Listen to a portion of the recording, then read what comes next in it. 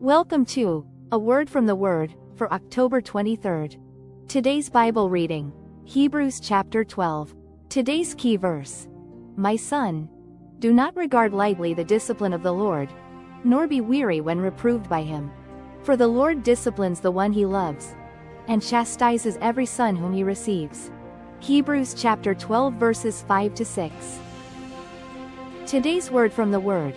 When God's chisel hurts. Let's be honest. When God disciplines his children, it rarely feels like a warm hug. Hebrews 12, 5 to 6 reminds us, the Lord disciplines the one he loves. Comforting words, until you're smack in the middle of it, wondering if love always feels this intense.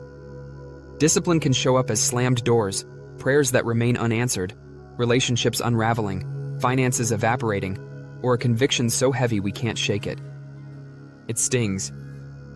It confuses.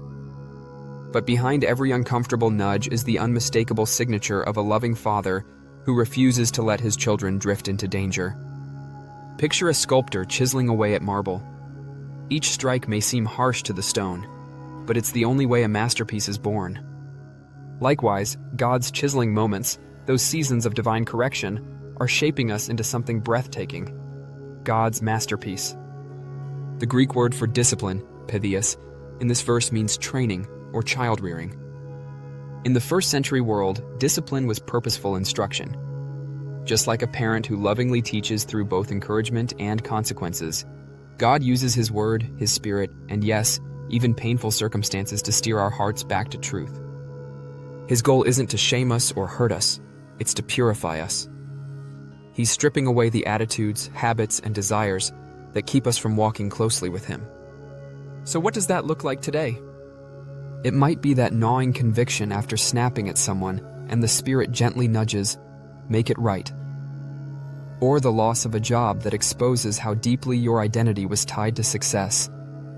Maybe it's a season of silence where God feels distant, but in that quiet, he's teaching you to trust beyond feelings.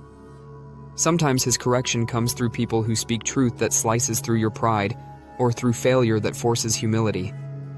These moments? They're spiritual surgery, sharp, precise, and absolutely necessary. Think of Peter after denying Jesus. His failure shattered him, but it also remade him.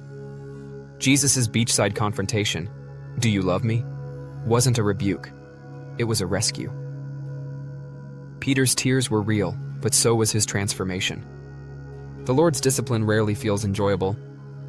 Verse 11 tells us, all discipline seems painful rather than pleasant, but later it yields the peaceful fruit of righteousness to those who have been trained by it. As distressing as it may feel, don't despise it, discern it. Ask, Lord, what are you correcting in me? Surrender to the process. Surrender to him. Let his correction deepen your dependence and draw you closer to his heart. May the Lord give you ears tender enough to hear his correction, courage bold enough to receive it with gratitude, and grace wide enough to see every hardship as proof you are his beloved child.